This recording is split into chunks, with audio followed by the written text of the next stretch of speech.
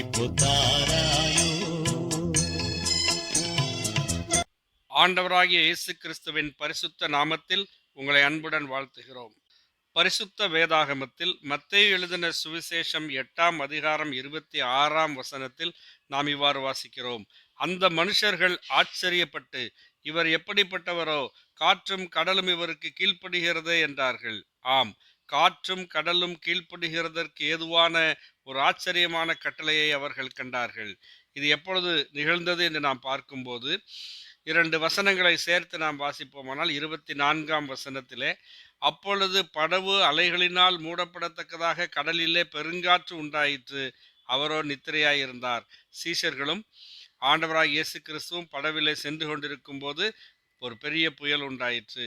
அப்பொழுது அவருடைய சீஷர்கள் வந்து அவரை எழுப்பி, ஆண்டவரே, எங்களை ரட்சியும், மடிந்து போகிறோம் என்றார்கள். அதற்கு அவர், அற்ப விசுவாசிகளை, ஏன் பயப்படுகிறீர்கள் என்று சொல்லி எழுந்து காற்றையும் கடலையும் அதட்டினார்.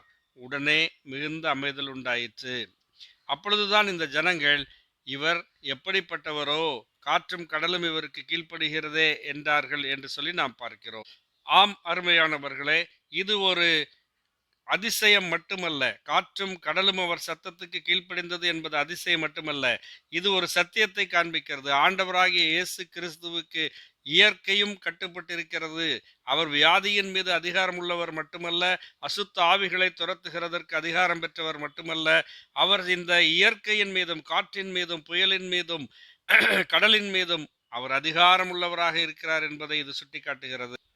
சீஷர்கள் சென்ற படகு புயலினாலே அலைவுபட்டது போல, தாக்கப்பட்டது போல, இன்றைக்கு மனிதருடைய வாழ்க்கை என்னும் படகு பாவம் என்னும் புயலினால் அது தாக்கப்படுகிறது. பலவிதமான சிக்கல்களுக்கு மனிதனை கொண்டு போகிறது.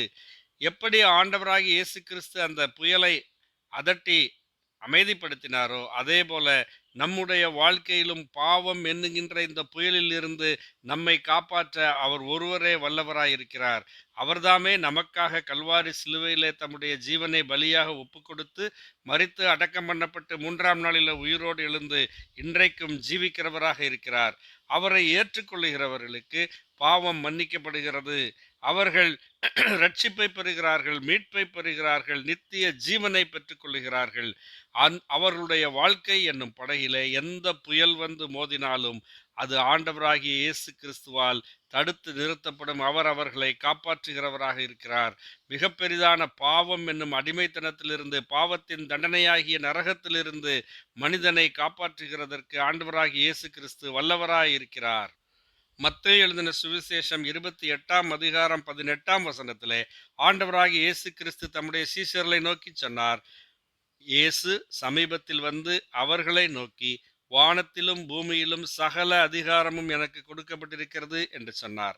ஆம் அருமையானவர்களே, ஆண்டவராகிய இயேசு கிறிஸ்து மெய்யான தெய்வமாக இருக்கிறார். அவரை நம்பி விசுவாசித்து இந்த பெரிதான சிலாக்கியத்தை பெற்றுக்கொள்ள வேண்டும் என்பதே உங்களுக்காக நாங்கள் தேவனிடம் செய்யும் பிரார்த்தனையாய் இருக்கிறது. ஆமேன். நன்றி.